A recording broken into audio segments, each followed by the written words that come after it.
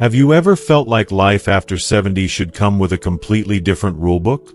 I used to think that too, believing that what worked when I was younger should still fit perfectly now. But honestly, that just isn't true. For years, I chased the idea of staying young forever, trying to keep up with routines and habits that made sense decades ago. I'm sure many of you can relate to feeling stuck in ways that don't quite serve us anymore. I remember spending so much time worrying about things like perfect appearances or endless commitments, thinking that was the way to stay vibrant. Looking back, it felt exhausting and sometimes even lonely. But here's the good news. There's a simpler, kinder way to live after 70. It's not about doing everything perfectly or trying to hold on to the past. It's about embracing habits that bring real joy, peace, and health into our lives. In this video, I'll share 12 gentle yet powerful shifts that can transform your days into ones filled with happiness and vitality. These aren't complicated changes. They're little freedoms that let you shine in ways you might have forgotten. Imagine waking up feeling lighter, more energized, and truly yourself. So, what's one habit you've noticed no longer fits your life? I'd love to hear your thoughts, because after all, you deserve to live your best, most joyful life. If you are not subscribed, subscribe and activate the notification bell so you don't miss any videos. If you like the topic of this video, please comment 1. Now, let's begin. 1. Beauty is not about looking younger but looking alive. For most of my life, I believed beauty was something that faded with time, something you had to chase, preserve, and fight to keep from slipping away. Growing up, I remember the shelves in my mother's bathroom, lined with creams and lotions, each promising to turn back the clock. As I got older, the commercials and magazine covers never stopped whispering the same message. To be beautiful, you must look younger. It became second nature. Cover the gray, smooth out the wrinkles, and keep the extra pounds at bay. We all did it, thinking it was the ticket to staying relevant and respected. But something changed for me after turning 70. One day, as I sat in front of the mirror, tugging at the skin around my eyes and wondering if I should try yet another miracle cream, I caught a glimpse of myself. Not just my face, but my spirit.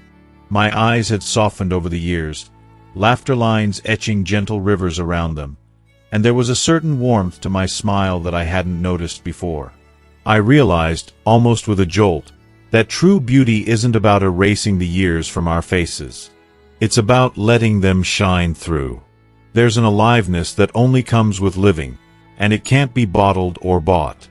Beauty, at this stage of life, isn't about looking like the younger version of yourself. It's about letting the world see your vitality, your passion, and the stories written across your skin. I've noticed that when my grandchildren come bounding through the door and I light up from the inside, they see a kind of beauty that no makeup could ever give. When I laugh until my sides ache at the same old family joke, or when my eyes well up with tears during a moving song, I'm more alive than I ever was at 25. I used to spend so much time and money trying to fix myself, always searching for the next secret to eternal youth. But the truth is, I've earned every line, every silver strand. They are the roadmap of my life. The triumphs, the heartbreaks, the moments that shaped me. When I stopped measuring myself against impossible standards and started embracing the person I'd become, I felt an unexpected freedom. I could finally show up in the world without apology, comfortable in my skin. Some people might look at older women and see old age.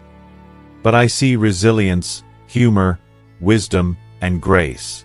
There's nothing wrong with wanting to take care of yourself, but the most radiant women I know are those who let their joy show. They walk with purpose, smile with their whole faces, and carry a spark in their eyes that says, "I'm still here, and I have so much left to give." So, if you've ever stood in front of the mirror and felt like you were disappearing, remember this. Beauty doesn't fade as we age, it just changes. It deepens. It glows from within. Give yourself permission to be seen, not as someone who's clinging to youth, but as someone who is truly, vibrantly alive. That is a beauty that no wrinkle can touch, and it's yours to claim every single day. 2. Decluttering your physical and mental space. Of all the surprising lessons that come with age, one that caught me off guard was how much the things we keep, both in our homes and in our minds, can weigh us down. I never considered myself a hoarder, but over the years, my closets filled up with clothes I hadn't worn in a decade, stacks of books I swore I'd read someday, and sentimental trinkets tucked into every corner. Each object seemed to carry a memory or a whisper of guilt. Maybe I'll fit into that dress again. This was a gift from a dear friend. I can't just let it go. The result was a home that felt more crowded with the past than open to the present. One rainy afternoon, after stumbling over a pile of old magazines in the hallway, I realized that all this stuff wasn't just taking up space on the shelves, it was taking up space in my mind. The more cluttered my surroundings became, the more easily my thoughts wandered and my spirit felt restless. It wasn't just about physical mess, it was about emotional clutter too. I was holding on to old regrets, unspoken words, and outdated beliefs that kept me from truly enjoying my days. Decluttering isn't just about tidying up, it's about making room for what matters. The first time I decided to tackle my overflowing closet, I felt both dread and excitement. I started small, one drawer, one shelf at a time. For each item, I asked myself, does this bring me joy? Does it serve a purpose in my life right now? If the answer was no, I let it go, sometimes with a silent thank you for the memories. With every box I filled for donation, my home felt lighter. I could breathe more deeply, walk more freely, and see the beauty of the space I lived in. But the true transformation happened in my heart. Letting go of physical things made it easier to let go of old grudges and worries, too. I found myself less anxious about the little things and more focused on the present moment.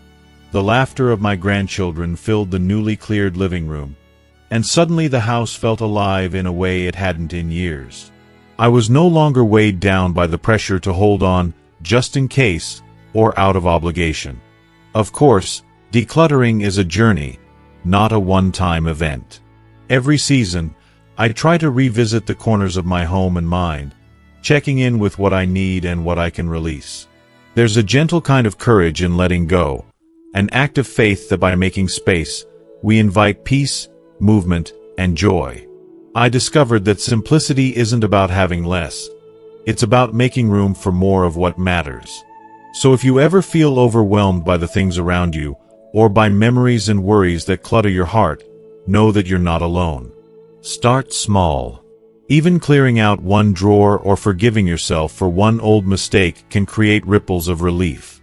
With every bit you release, you make space for new beginnings, new laughter, and the calm that comes from living in a home and a mind where you are free to breathe and just be.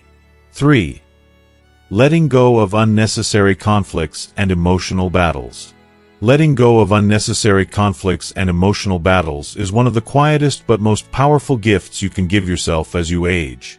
It took me decades to realize just how much energy I was spending on things that, in the end, didn't matter at all. When I was younger, I felt compelled to step into every family disagreement, to smooth over every ruffled feather, and to carry the worries of others as if they were my own. Sometimes, I thought it was my job as a mother, a wife, or a friend to mediate and keep the peace, even when the battles weren't mine to fight. I can't count the number of times I found myself caught in the middle of a trivial argument between loved ones, who would host Thanksgiving, whose turn it was to call first, who forgot a birthday. I remember a holiday years ago when my grown children disagreed over some small detail, and I stepped in, determined to fix everything.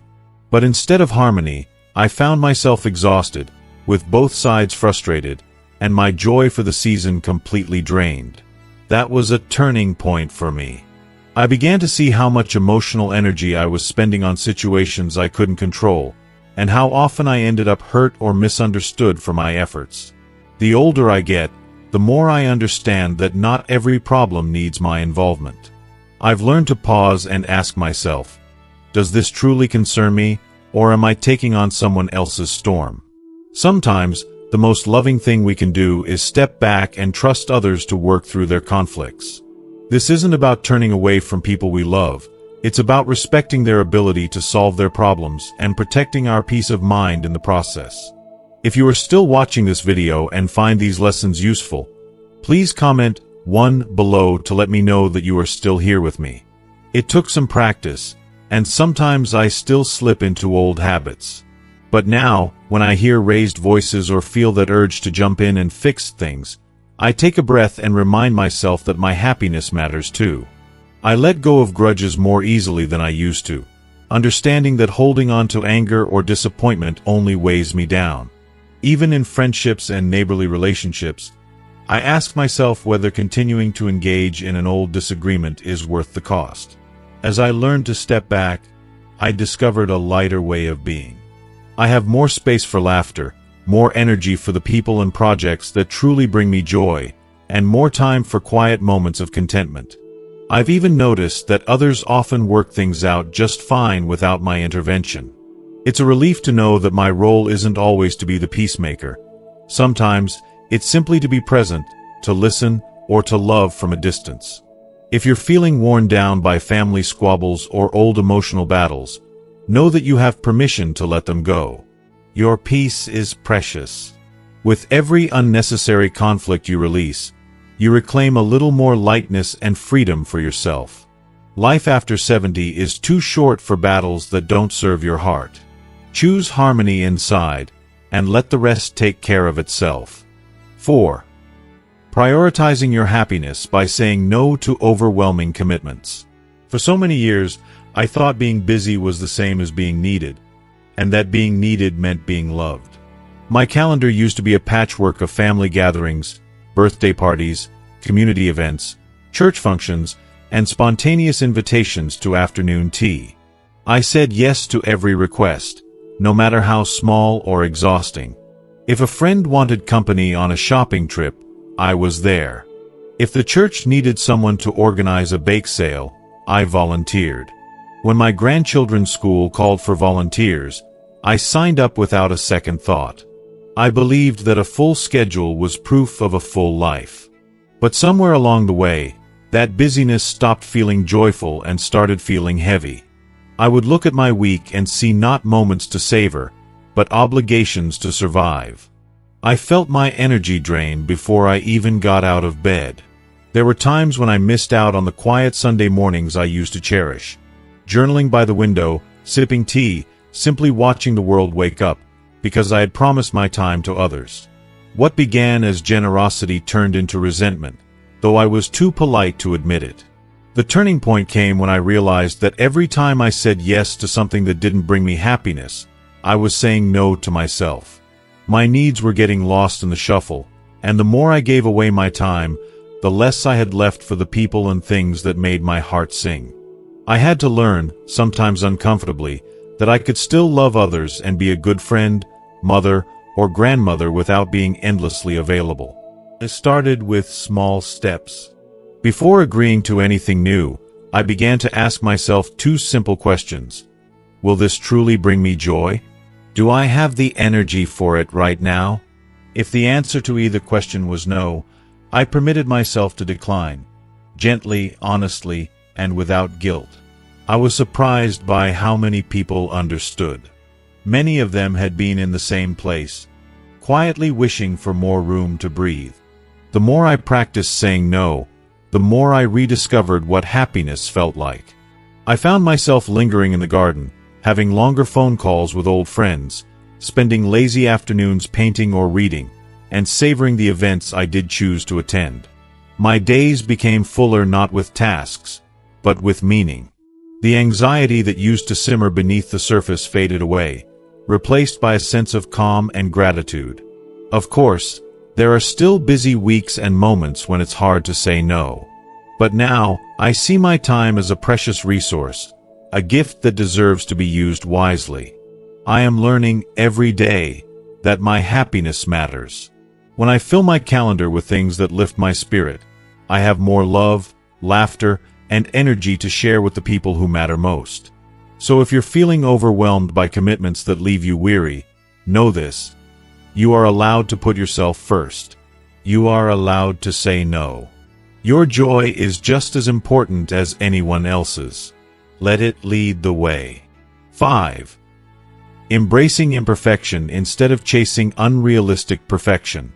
It took me decades to realize that perfection is a finish line no one ever truly crosses, and the chase for it can leave us more worn out than fulfilled. As a young woman, I was taught that a well-kept house and a flawless appearance were marks of pride. I remember scrubbing the kitchen until the counters gleamed, ironing tablecloths until not a wrinkle showed, and fussing over every tiny detail before company arrived. I wanted every meal to look like it belonged in a magazine and every holiday to unfold without a single hiccup. For years, I poured myself into this endless quest, thinking it would bring joy to my family, and if I'm honest, hoping it would keep criticism at bay. But what it brought me was exhaustion. I can't count how many celebrations I spent fretting over whether the napkins matched the plates, only to find myself missing out on the laughter and stories at the table. My grandchildren never cared if my cake sagged in the middle or if there was a little dust on the mantel. They cared that I was there, laughing, listening, and making memories with them. I'll never forget one Thanksgiving years ago, when I was so determined to host the perfect dinner that I spent the whole day fussing in the kitchen, running behind schedule, and worrying about every little thing. When I finally sat down, I realized I had missed the best part. The way my granddaughter's eyes sparkled as she told a funny story, the way my children teased each other over old family jokes, the way the house filled with a kind of warmth no fancy centerpiece could create. That day, perfection cost me the very moments I was trying so hard to create. Over time, I started to let go. If the cookies were a little lopsided or I forgot to dust them behind the sofa, I learned to laugh it off. I discovered that friends and family felt more at ease in a home that looked lived in, a little messy, and undeniably real. I realized that my presence, my real imperfect self, was the greatest gift I could offer. The less energy I spent on appearances, the more I had for hugs, late-night conversations, and spontaneous adventures. These days, I celebrate imperfection as a badge of honor. Each wrinkle on my face tells a story, every gray hair a memory, every misstep in the kitchen a reason to laugh. My home is filled with the clutter of a life well lived, photos taped to the fridge, a half-finished puzzle on the coffee table, and a stray sock the dog dragged in. There is beauty in the chaos and a comfort in letting things be just as they are. If you're still striving for perfection, whether it's in how you look, how you keep your house, or how you show up in the world, know this: you are enough, exactly as you are. The people who love you don't remember the spotless windows or the perfectly set table. They remember the warmth of your embrace, the sound of your laughter, and the way you made them feel at home. Let go of perfection. Make room for joy, for presence, and the glorious, messy beauty of real life. You've more than earned it. 6. Taking health seriously and practicing early intervention. It's funny how, when we're young, health feels like something that will always be there. We push through aches and pains, brush off warning signs, and tell ourselves, it's just part of getting older. For years, I was guilty of ignoring my body's signals. If I woke up with a stiff knee or a sore back, I'd pop an over-the-counter pain reliever and go about my day, convinced that a little discomfort was nothing to worry about. It wasn't until I found myself struggling to get up the stairs, wincing with every step, that I realized ignoring small problems could turn them into something much bigger. I remember sitting in the doctor's office, feeling frustrated with myself for waiting so long to ask for help. The diagnosis wasn't dire, but it was a wake-up call. Early intervention could have saved me years of pain and given me more freedom to do the things I love. My doctor gently explained that, as we age, our bodies become less forgiving of neglect. What starts as a minor annoyance, a twinge here, a bit of swelling there, can quickly snowball if left unchecked. I left that appointment determined to treat my health with the respect it deserves. I started small, swapping out convenience meals for home-cooked dishes packed with vegetables and lean protein. I made a habit of moving my body every day, even if it was just a walk around the block or a gentle stretching routine. I set reminders to drink more water and took my medications as prescribed. Most importantly, I stopped brushing off new symptoms and started listening to what my body was telling me. A cough that lingered too long? I made an appointment. Persistent fatigue? I asked my doctor about it instead of chalking it up to age. What surprised me most was how these little changes made a huge difference. Within a few months, I felt more energetic, more stable on my feet, and more in control of my life. I even found that my mood improved. Taking care of my body became an act of self-love, not just a chore. It gave me the confidence to plan outings with friends, play with my grandkids, and pursue hobbies that used to feel out of reach. I know firsthand that our healthcare system can feel overwhelming. Appointments, medications, and insurance paperwork.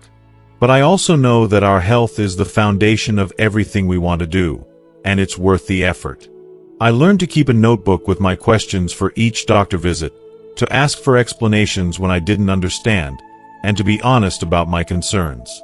It's never too late to take charge. If you've been putting off that checkup, or if you tend to downplay your aches and pains, I hope you'll consider taking action sooner rather than later. Small steps, taken early, can protect your independence and help you keep enjoying the life you've built. We owe it to ourselves and to those who love us to put our health first.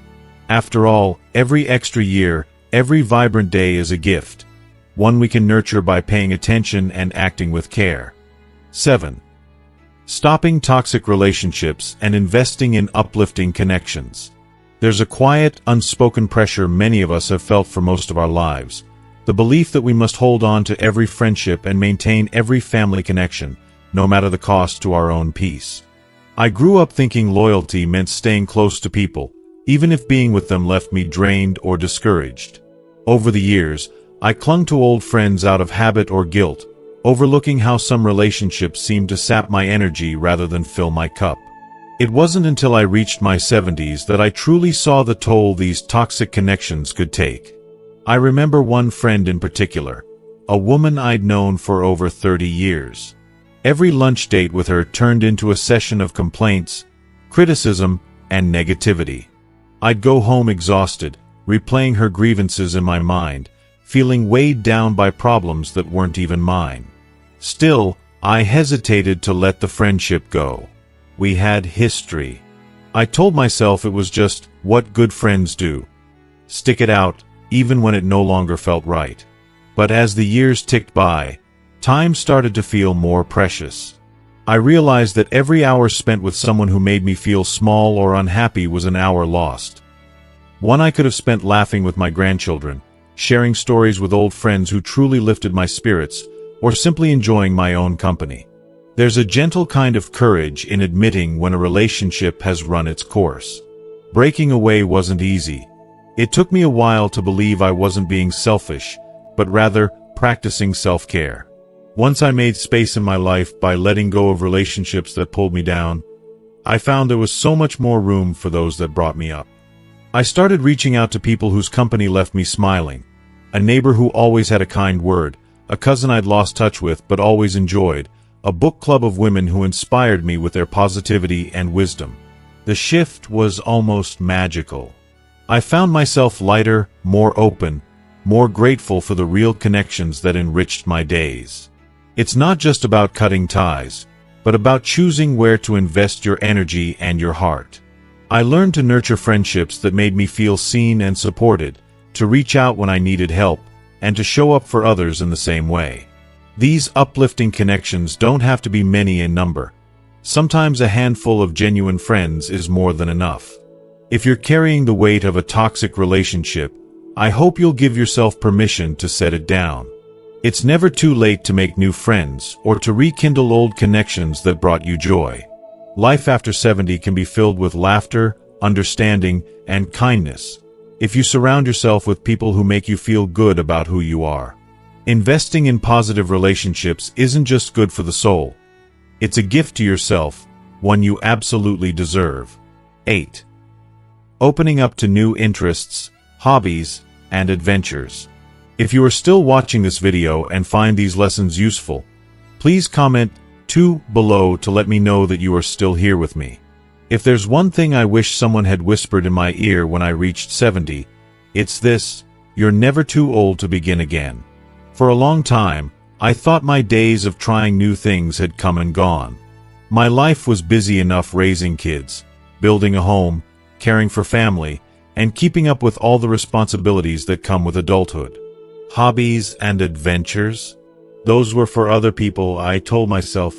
People with more energy, more time, maybe even more talent. But as the house grew quieter and my calendar slowly emptied of daily obligations, I began to feel a gentle nudge, a curiosity about things I'd never made time for before.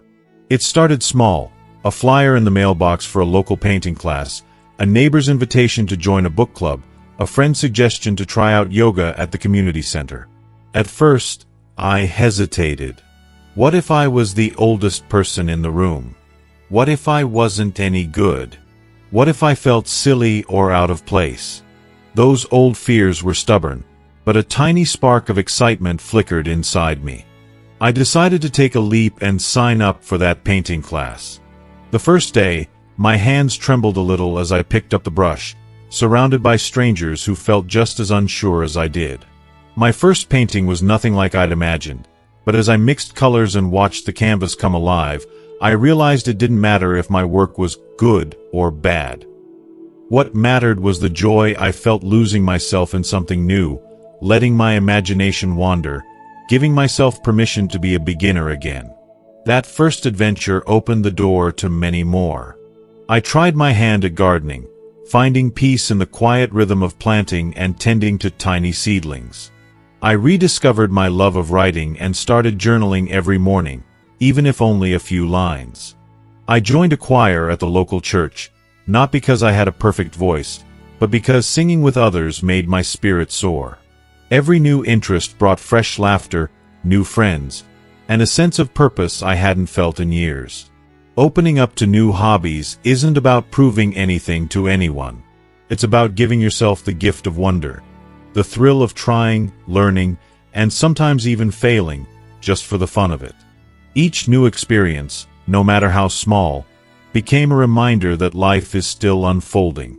The world remains full of things to discover, and age is not a barrier but a badge of honor, proof that you've already done so much and can now do what truly brings you joy. If you've ever felt your world shrinking or your days growing too quiet, I encourage you to follow your curiosity. Take a class, join a group, or try something you loved as a child but left behind. It doesn't matter if you're the oldest or the newest, only that you show up and give yourself the chance to feel alive in new ways. There is still so much waiting for you. More laughter, more beauty, more adventure than you ever imagined. 9. Learning to use technology to stay connected and engaged. If you had told me 10 or 20 years ago that one day I'd be reading recipes off a tablet, joining video calls with family spread across the country, or even streaming music while tending my garden, I would have laughed and said, "Oh, that's for the younger folks." For so much of my life, technology felt like a language I would never speak. I was content with letters in the mailbox, a landline phone, and flipping through photo albums at the kitchen table. To be honest, I was a little afraid to try anything new that beeped, buzzed, or needed a password. But then came a moment that changed everything. My granddaughter, who lives halfway across the country, wanted to share her school play with me. She showed me how to use her tablet so I could watch her sing her heart out from hundreds of miles away. Seeing her joy and realizing how close I felt to her in that moment made me think, maybe I could learn this after all. At first, it was slow going. I fumbled with buttons, forgot passwords, and sometimes got so frustrated I wanted to throw the whole gadget out the window. But my family was patient, and bit by bit, I started to see the magic technology could bring. Suddenly, I was able to join family birthday parties I otherwise would have missed, reconnect with old friends on social media, and even take online classes that kept my mind sharp and my days interesting. Technology has become a bridge to the people and experiences that matter most to me. When I learned to text, I could swap silly photos with my sister or get a quick "I love you" from my son on a busy morning. When I figured out video calls, I could watch my youngest grandson take his first steps, even from afar. I discovered new hobbies, from watching gardening tutorials to exploring museums around the world, all from the comfort of my living room. I even found groups online for people my age, where we share stories, support, and plenty of laughter. Of course, there are still moments when the technology gets ahead of me. But I've learned to laugh at the mishaps and keep trying. If I get stuck, I ask for help. My grandkids are always delighted to show me a new trick or fix a problem I've created. Every small victory reminds me that learning doesn't stop as we age, and that staying connected and engaged with the world is a gift worth embracing. So if you're hesitant about technology or feel a little lost with all the gadgets and apps, know that you're not alone. Start with something simple. Send a text, join a video call, or look up a favorite song online. Let curiosity be your guide and don't be afraid to ask for help. The world is moving fast, but there's still a place in it for you, and so much joy to be found, no matter your age. 10. Not worrying about others' opinions and living authentically. There's a freedom that comes with age, but for much of my life, I didn't know it was waiting for me. I spent so many years worrying about what other people thought. Neighbors, family, friends, even strangers at the grocery store. I fretted over what I wore, how my house looked, whether my opinions would ruffle feathers, or if my choices would disappoint someone else. I often found myself shrinking just a little, hiding the brightest parts of my personality, just to fit what I thought was expected of me. It's strange to think how much energy I poured into this invisible struggle. I remember one particular occasion, a formal event I attended with my daughter. I had fallen in love with a bright floral dress that made me feel joyful and alive, but when I looked at it next to the more muted outfits in my closet, I hesitated. Was it too bold? Would people stare? My daughter, noticing my indecision, smiled and said, "Mom, if it makes you happy, wear it. Who cares what anyone else thinks?" Those simple words stuck with me. I wore the dress. I danced. And I felt lighter than I had in years. That was a turning point.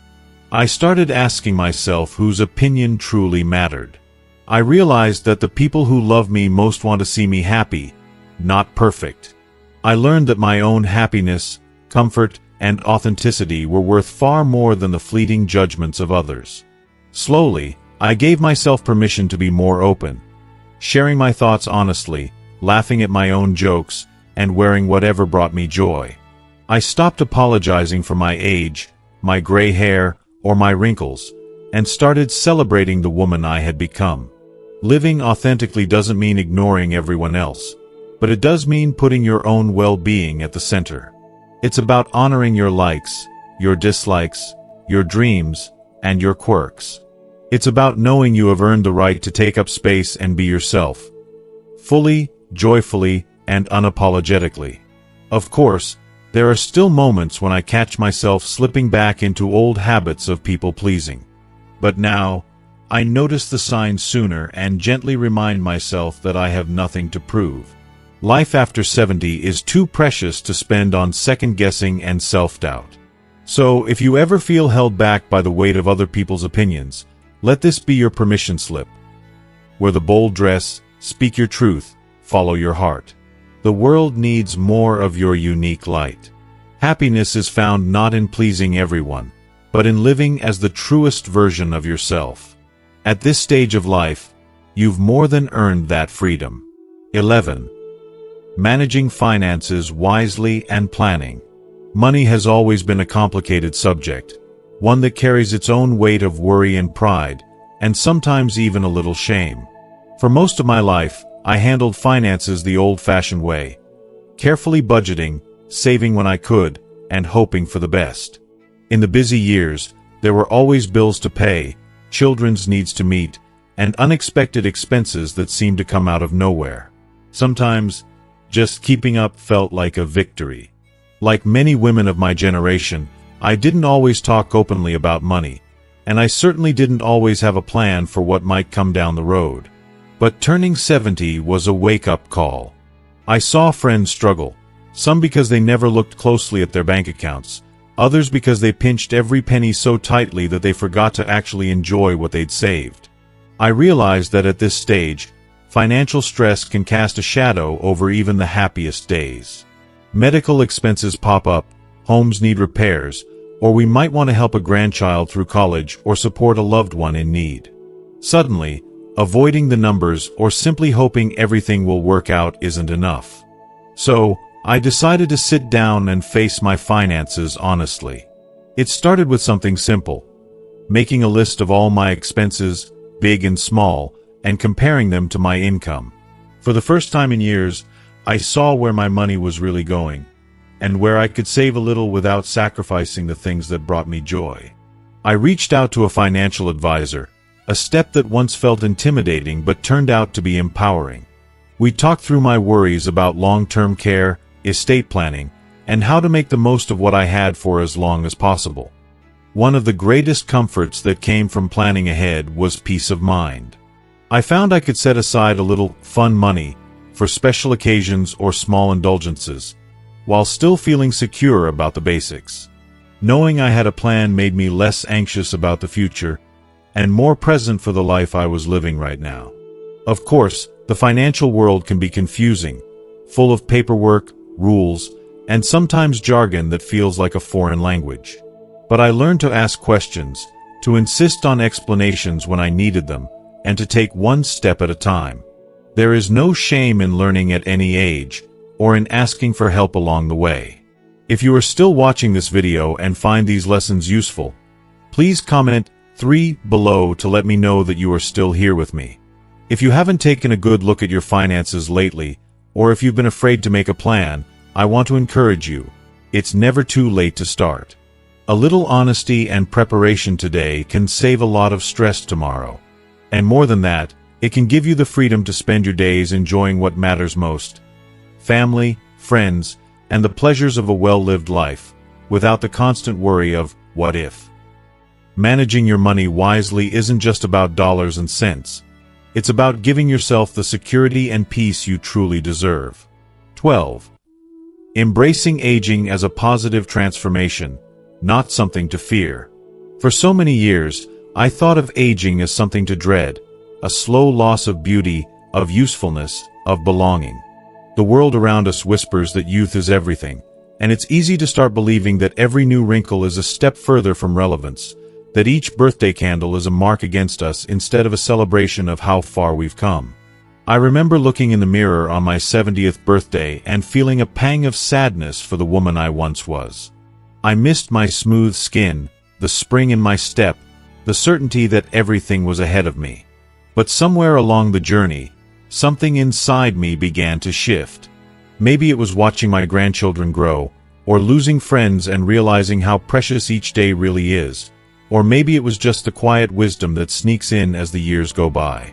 I began to see aging not as a thief, but as a generous teacher. Every wrinkle around my eyes marked 1,000 smiles. The silver in my hair was proof that I'd weathered storms and come through stronger. My body, though slower, was still capable of hugging loved ones, tending a garden, taking a walk on a golden autumn afternoon. There is a deep beauty in allowing yourself to change, to grow softer and stronger at the same time. The fear I used to feel about getting older began to dissolve as I let go of comparing myself to my younger self. I realized that, far from shrinking, my life was actually expanding, filled with richer friendships, deeper understanding, and a greater appreciation for every small pleasure.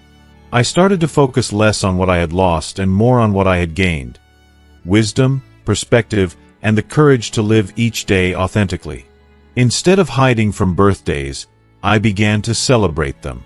Each year became a badge of honor, a reminder of the stories I've lived and the love I've shared. I allowed myself to laugh at my mistakes, to try new things without worrying about looking foolish, and to forgive myself for the moments I wished I could do over. Embracing aging meant accepting all of me, past, present, and future, and meeting each new year with curiosity instead of fear. If you're feeling uneasy about the passing of time, I want you to know that you are not alone. It's natural to grieve what's behind us, But don't let fear steal the gifts that come with every season of life. Aging isn't about losing who you were. It's about becoming who you are meant to be, fuller and more free with every year. Welcome the changes, honor the journey, and step forward with an open heart. Life isn't over. In so many beautiful ways, it's just beginning again. If you've made it this far with me, I hope you're feeling a little lighter and maybe even a bit inspired. Sometimes, just hearing that it's not only okay, but truly wonderful to let go of old habits and ideas can open a door in your heart. I know from my own journey how easy it is to carry the weight of shoulds and supposed tos for years, until one day you realize there's another way to live, a way that's gentler, kinder, and so much more joyful. Looking back, I wish I'd known sooner how freeing it could be to embrace each new year, to celebrate the laughter lines and the stories behind them, and to stop worrying so much about what doesn't matter. There's a special strength in deciding to live for yourself, to choose happiness over obligation, and to fill your days with simple pleasures. Whether it's the warmth of a friend's voice, the beauty of a well-loved garden, or the comfort of a quiet morning cup of coffee, these moments become the true treasures of our lives.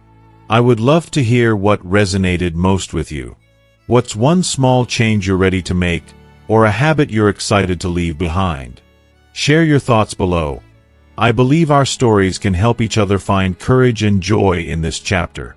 And if you found a little comfort or inspiration here, I hope you'll stick around. You deserve to feel alive, connected, and at peace every single day. Life after 70 isn't just about getting by. It's about truly thriving.